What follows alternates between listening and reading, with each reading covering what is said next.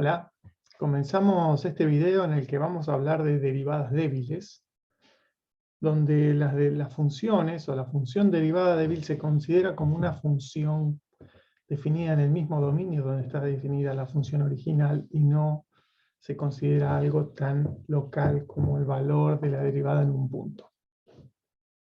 Entonces, antes de empezar a hablar de eso, vamos a hablar un poquito de notación. Consideremos que estamos pensando en funciones definidas en Rn, con un subdominio de Rn.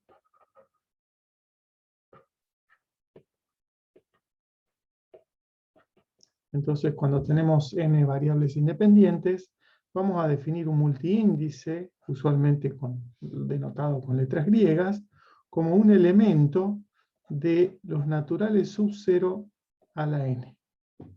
Es decir, que alfa va a ser un vector alfa 1, alfa 2, hasta alfa n, y cada componente alfa sub i va a ser un natural o el número 0. Entonces, y vamos a llamar el tamaño de ese multiíndice a la suma de los alfa sub i, o el orden del multiíndice. Entonces, cuando esta notación de multiíndice se usa para las derivadas parciales, y cuando yo describa derivada alfa de una función phi suficientemente suave, por ejemplo, pensemos que una phi es c infinito de un dominio omega de Rn, y escribo derivada alfa de phi en un x, para un x en omega, eso va a ser la derivada con respecto a x1 alfa 1 veces, derivada con respecto a x2 alfa 2 veces, y así hasta derivada con respecto a xn alfa n veces de la phi en el x. Entonces, esa es la notación de multiíndices, y el orden en que uno aplica estas derivadas no interesa porque estamos hablando de una función que es c infinito. De esa manera, si alfa es el vector e sub i, derivada alfa de una phi en x, no es otra cosa que la derivada de phi con respecto al xi en el x. Las derivadas parciales de primer orden. Muy bien. Por otro lado, quiero decir lo que es el soporte de una función. Si tengo una función continua, o c infinito, que también son continuas, el soporte de una función phi se define como la clausura del conjunto de los x en el dominio omega, donde esté definida la phi, tal que phi de x es distinto de 0. O sea, es esencialmente el conjunto donde la función es distinta de 0, pero unido con su borde.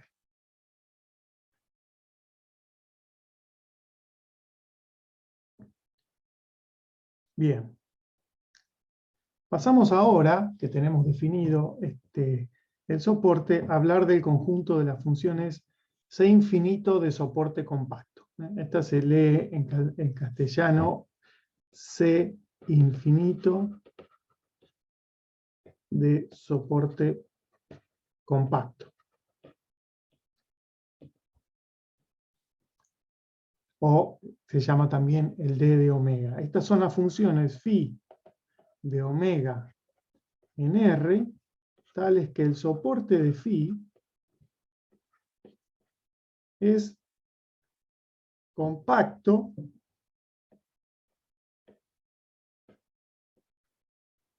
contenido en el interior de omega.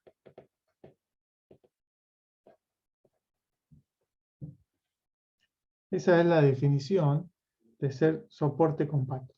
Como el soporte es cerrado, por ser la clausura, para que sea compacto lo que estamos pidiendo es que sea cerrado y acotado, pero además está contenido en un abierto, que es el interior de omega. Por lo tanto, como este soporte es compacto, Y el complemento del interior de omega es cerrado, quiere decir que la distancia del soporte de phi al, vamos a escribirlo así, al complemento del interior de omega es positiva. Eso quiere decir que si omega es un dominio con esta forma, el soporte de phi puede ser una cosa así, pero siempre tiene que tener una distancia positiva. Es decir, aquí tiene que haber un gap, tiene que estar separado. El soporte no puede llegar a cero. Esencialmente, las funciones van a valer cero un ratito antes de llegar al borde. Eso es lo que quiere decir que el soporte sea compacto. La phi es igual a cero en un entorno del borde, por decirlo de otra manera.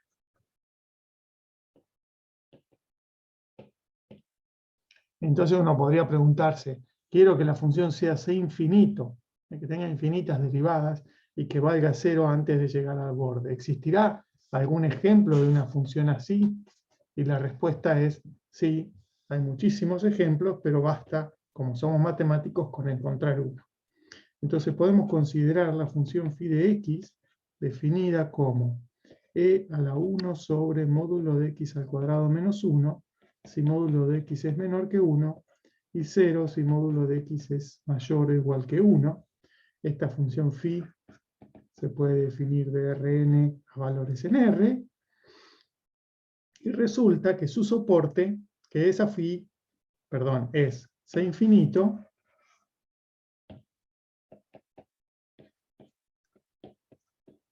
de Rn, y además el soporte de phi es igual a la bola de radio 1 y centro 0 clausurada, es decir, la clausura de la bola unitaria, porque la función es distinta de 0 para módulo de x menor que 1 y es igual a 0 fuera del C, ¿no? Lo difícil es probar que es C infinito, pero para probar que esa phi es C infinito basta comprobar que la derivada alfa de phi es un polinomio de grado alfa de la variable x por phi de x sobre 1 menos módulo de x al cuadrado a la tamaño de alfa, si módulo de x es menor que 1, y 0 para módulo de x mayor o igual que 1. Entonces, una vez que uno demuestra que esa es la derivada alfa, seguimos hablando de derivadas clásicas, y demuestra que esta phi, que está acá, es esta fórmula, que tiende a cero gracias a la exponencial mucho más rápido que cualquier polinomio, podría irse a infinito por esta parte, cuando módulo de x tiende a 1, hace que esta derivada alfa de phi sea continua, y por lo tanto esta función phi es, todas las derivadas alfa son continuas, y por lo tanto la phi es infinito. Y tiene soporte compacto porque es la bola unitaria. Si la graficáramos de perfil, esa función es una cosa así. A ver, cuando x vale 0 es e a la 1, o sea que tiene altura 1. Una cosa así. Es bien simétrica, no me salió bien el dibujo. Perdón, la altura es e. Y es una función radial. Esta función, una vez que uno sabe que existe, ya la vamos a usar muchísimo.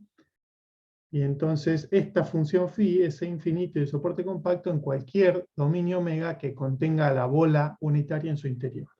Y si tengo un dominio cualquiera, omega, si su interior es no vacío, entonces tiene un x0 en el interior, y si está en el interior está a una distancia positiva, digamos, epsilon del borde, y entonces yo puedo tomar la función phi de x, vamos a llamarla, perdón, con otro nombre, vamos a llamar la función psi de x como la phi de x menos sx0 sobre 2 epsilon, por ejemplo, y entonces esa función tendrá como soporte la bola, perdón, en lugar de 2 epsilon, aquí tengo que poner epsilon sobre 2. Esta función tendrá como soporte la bola con centro x0 y radio epsilon sobre 2 clausurada. Entonces, con eso vemos no solamente que existen funciones C infinito de Rn de soporte compacto, sino que hay funciones C infinito de soporte compacto en cualquier dominio omega que tenga interior no vacío, que son los que nos van a interesar. Y además, de esta manera ya encontramos cómo hacer para poner funciones C infinito de soporte compacto que sean como una especie de burbujita, con este perfil, en cualquier lugar del dominio para lo que necesitemos.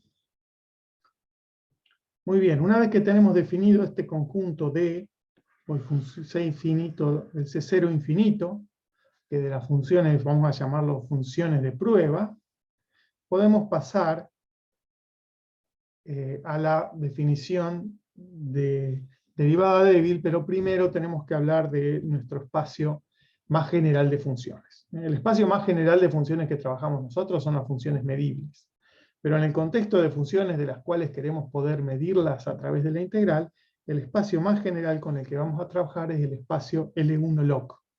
L1log es el conjunto de omega, el conjunto de las funciones f que van de omega en R, medible, perdón, vamos a escribirlo bien, o sea, la f de omega en R, tal que f es medible, y f pertenece a L1 de K para todo K compacto contenido en el interior de omega. Eso quiere decir que la función va a poder irse a infinito de una manera rápida, de tal manera de que no sea integrable en omega, pero que si yo la miro en un compacto contenido en el interior de omega, es decir, un compacto que no llega hasta el borde, ahí va a ser integrable. Un ejemplo típico va a ser si yo tomo f de x igual a la función 1 sobre x, en omega, que es el intervalo 0 infinito, esa función no es integrable en omega, ni siquiera cerca del 0 y tampoco en el infinito, pero si tomo cualquier compacto, si K es compacto contenido en omega, entonces K es un cerrado y acotado contenido en el 0 infinito, K está contenido en un intervalo AB con A mayor que 0 y menor que infinito, y B menor que infinito, por lo tanto, la función f es acotada en AB, además de ser continua, y por lo tanto, la integral de f en K va a ser finita. Entonces, esencialmente, la función es L1log, perdón, la definición es funciones medibles en el dominio omega, tales que es integrable en cualquier compacto contenido en el interior de omega. Esencialmente la función se puede ir a infinito en un montón de lugares, pero si se va a infinito de manera no integrable, eso tiene que ocurrir en el borde del dominio. Muy bien, una propiedad útil de las funciones que están en L1log es que si yo tomo una función f en L1log de omega y una phi en el C infinito de soporte compacto, en el C0 infinito, entonces f por phi se puede integrar, está en L1 de omega. Esto puede quedar como un ejercicio divertido, pero lo interesante es que el soporte de esta función, o sea, esta función vale 0 fuera de un compacto, porque phi tiene soporte en un compacto. Y por eso f por phi se va a poder integrar, porque la phi, C infinito y soporte compacto son acotadas. Muy bien, habiendo definido esto, podemos sí ahora pasar al concepto de derivadas débiles. Entonces, observemos lo siguiente. Tomo una función u, por ahora C1 con derivada clásica conocida, y miremos lo siguiente. Si yo tomo u por phi, ahora ya sé que esa función la puedo integrar tranquilamente y también su derivada. Puedo derivar con respecto a xu, a una xi, u por phi, y a eso lo puedo integrar en omega. Por un lado, esto es la integral en omega de derivada de u con respecto a xi por phi, más la integral en omega de u por la derivada de phi con respecto a xi. Eso por un lado. Por otro lado, esto es, aunque no parezca, la divergencia de un campo vectorial. ¿De qué campo vectorial? Bueno, acá tengo la derivada con respecto a xy, por lo tanto esto es la divergencia del campo vectorial u por phi por el vector e sub i. Y por el teorema de la divergencia, esto es la integral en el borde de omega de ese campo sin la divergencia multiplicado por la normal, el vector normal a omega. Al borde de omega, normal exterior al borde de omega. Pero ¿qué pasa? Esta phi es C infinito de soporte compacto, por lo tanto, esta phi vale 0 en ese borde de omega, porque vale 0 antes de llegar. Un comentario que me faltó decir es que si una phi está en C infinito de soporte compacto, si la dibujo de perfil, digamos, si esto es omega, la función phi puede valer por acá cualquier cosa, pero una vez antes de llegar al borde vale 0. Lo dije así, pero una cosa que no recalqué es que todas las derivadas alfa de phi son también C infinito y de soporte compacto y valen 0 antes de llegar al borde. Siempre hay como un épsilon, gracias a que el soporte es compacto, al que la función vale 0 en un entorno al tamaño épsilon del borde. Por lo tanto, esto es 0.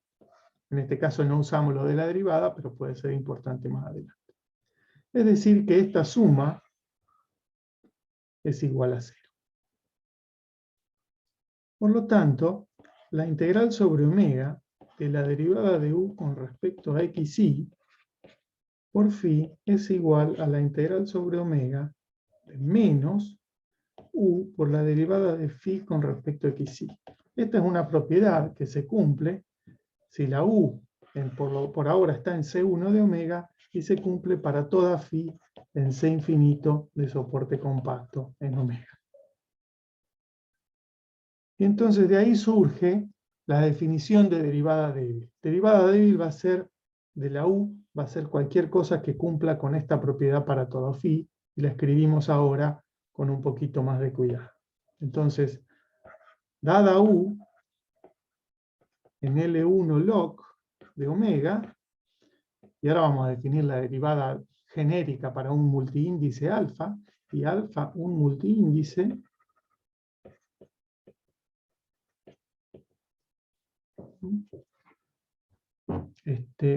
si existe una B también en ese espacio L1 log de omega, tal que, y ahora voy a escribir integrar, acá tengo que poner la U por la derivada alfa de la phi.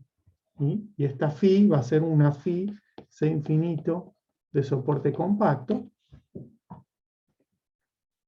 y eso tiene que ser igual a la integral de V por phi sobre omega. Y esta B está ocupando el lugar de la derivada que teníamos de este lado. Perdón, lo escribí del otro lado. Esta vendría a ser la B que está del otro lado. Entonces vamos a escribirlo igual. Perdón, vamos a hacerlo así. Si B por phi es igual a U por la derivada alfa de phi, para todo phi, pero fíjense una cosa, cuando yo integré por hacer este uso de la teorema de la divergencia, es lo que se conoce también como fórmula de integración por partes, me apareció un menos acá por una derivada. Cada vez que yo haga esto con otra derivada, por ejemplo, si acá yo tuviera derivada segunda de xy y xj, acá tendría un menos 1 al cuadrado. Y acá una derivada segunda de phi respecto de xy y xj. Es decir, que cada vez que hago uno de estos pasos de derivada me aparece un menos 1. Por lo tanto, la fórmula va a ser menos 1 al orden de alfa, o al tamaño de alfa. Entonces, vuelvo a la definición. Dada una función u, el L1 log, y alfa un multiíndice, si existe una b también en L1 log, tal que vale esta igualdad para toda phi en C infinito de soporte compacto, entonces se dice que existe la derivada débil de u de orden alfa, y es esa función b. Es decir, b es la derivada alfa de u en el sentido débil. Y una cosa importante, Si yo va a haber infinitas funciones, una vez que esto se cumpla, ahora vamos a ver un ejemplo, va a haber infinitas funciones que cumplan esto. ¿Por qué? Porque a la b solamente la estoy viendo a través de su integral con funciones phi. Si yo esta b la cambio en un conjunto de medida cero, sigue valiendo esta misma igualdad. Por lo tanto, ahora la derivada débil es un elemento en L1 log, y entonces vamos a identificar todas aquellas que valgan lo mismo en un conjunto, excepto en un conjunto de medida cero. Muy bien, pasemos a un ejemplo de función. Entonces el ejemplo que a mí me gusta, es parecido al del libro, es tomar la función u, vamos a usar la misma letra, u igual de x en una dimensión igual a valor absoluto de x, y vamos a considerar que omega es r, en este caso R1. Y entonces yo quiero ver, la pregunta es si existe la derivada de orden 1 débil de la u. Esa es la pregunta. Sabemos que la derivada justo el valor absoluto es una función que no tiene derivada en el cero, pero hay un punto donde no tiene derivada. Entonces uno dice, ¿servirá para generalizar esta noción de derivada y que el valor absoluto tenga derivada? Veamos. Lo que tenemos que ver es si existe una función b tal que integral b por phi nos da menos 1 por la integral de u por la derivada de phi. Entonces vamos a escribir. La pregunta que nos hacemos es, ¿existe una b en L1 log? Fíjense que está x, valor absoluto de x está en L1 log de r, aunque no está en L1. De r tal que la integral de b por phi es igual a menos la integral de u por derivada de phi, en este caso phi prima, en R, para todo phi en R, perdón, para toda phi c infinito de soporte compacto en R. Bueno, veamos, lo que hay que hacer es empezar por esta fórmula. Entonces, cuando yo integro en R u por phi prima, vamos a poner menos, eso es, la función u es valor absoluto de x, entonces eso es menos la integral entre menos infinito y 0 de valor absoluto de x, que es menos x por phi prima, de x diferencial x, más integral entre 0 y más infinito, de valor absoluto de x, que es x, por phi prima de x diferencial x. Separé las dos regiones por la definición del valor absoluto, y observo que como esta phi es de soporte compacto, phi prima también, y esta integral en realidad no es entre menos infinito y 0, sino que es entre un cierto número menos a y 0, y esta otra la puedo escribir entre 0 y a, eligiéndola suficientemente grande. Por lo tanto, ahora lo que puedo hacer en cada uno de estos dos términos es integrar por partes. La phi es infinito y esta es la función menos x, que es infinito.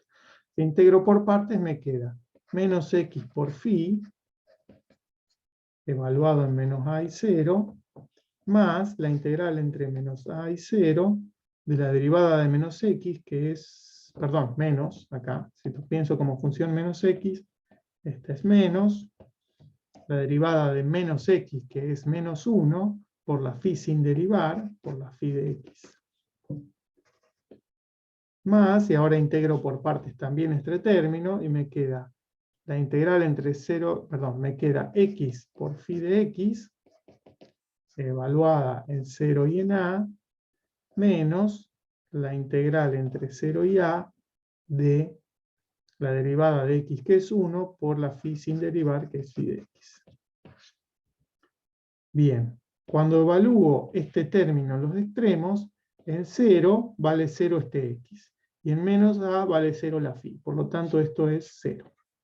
Y lo mismo ocurre con este término de acá que me da 0. Entonces, a ver, hay demasiados signos menos acá, voy a tomar este menos, lo voy a poner más con este y con este. Entonces, en síntesis me quedó la integral entre menos a y 0 de menos phi de x, diferencial x, más la integral entre 0 y a de phi de x diferencial x. Y si quiero escribir esto como la integral entre menos infinito e infinito de phi de x por una función, tengo que tomar la función que vale menos 1 para x igual a menor que 0 y 1 para x mayor que 0, que se conoce como la función signo. Entonces, si defino signo de x como 1 si x mayor que 0 y 0 menos 1, digo, si x menor o igual que 0, esa función multiplicada por phi cumple que es lo mismo que menos u por phi prima, para toda phi en C infinito de soporte compacto en R. Y observen que si yo en 0 la defino como 0, como 1 en lugar de menos 1, esta integral de aquí abajo da lo mismo, y que si la cambio a esta función signo en un conjunto de medida 0, esta integral no cambia. Por lo tanto, la función signo, o la clase de equivalencia, según Lebesgue, de la función signo, es la derivada débil de la función valor absoluto. Entonces, decimos, la derivada débil de la función valor absoluto es igual a la función signo de x en R. Muy bien. Sigamos un poquito más. Tomemos ahora como función, otro ejemplo, como función u de x a la función signo de x. Recién tomamos la función valor absoluto que tiene esta gráfica y vimos que su derivada es lo que uno esperaba de alguna manera, 1, hasta el eje y, 1 y menos 1. Y la pregunta es, ¿qué ocurrirá si la función signo de x, que no solo no es derivable en el sentido clásico, sino que tiene una discontinuidad esencial de salto en el cero, si esa función será derivable en el sentido débil? Entonces, veamos, tengo que empezar con menos la integral de u por phi prima. Eso es lo mismo que menos, acá estamos entre menos infinito e infinito, permítanme escribir todo el tiempo menos infinito, entendiendo que esa integral en realidad es finita porque la phi tiene soporte compacto. Entonces me queda entre menos infinito y 0 de la función u, que es la función signo, es decir, menos 1 por phi prima de x diferencial x, más la integral entre 0 y más infinito de la función signo de x, que ahora es 1, por phi prima de x. Aquí no hace falta integrar por partes, basta con usar el teorema fundamental del cálculo, y aquí nos queda la phi en menos infinito, menos la phi en 0, lo escribí en el orden opuesto porque hay un menos acá adelante, más la phi en más infinito, menos la phi en 0. De nuevo, este menos infinito y más infinito se entiende que es un a suficientemente grande, y entonces lo que nos quedó es, acá tengo un menos, con este menos queda más, queda phi en 0, y acá tengo otro menos más phi en 0. Es decir, 2 phi en 0. La integral de u por phi prima nos quedó igual a 2 phi en 0. La pregunta es, ¿existe una b en L1 log tal que esto es la integral de phi de x por una b de x?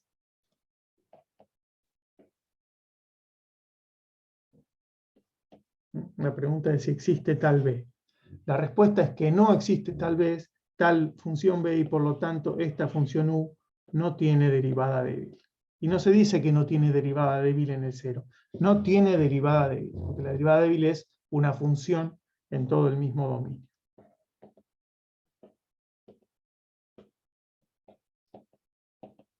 Les quedará como ejercicio verificar que no existe ninguna función en L1 log que cumpla, esta igualdad que se ve aquí.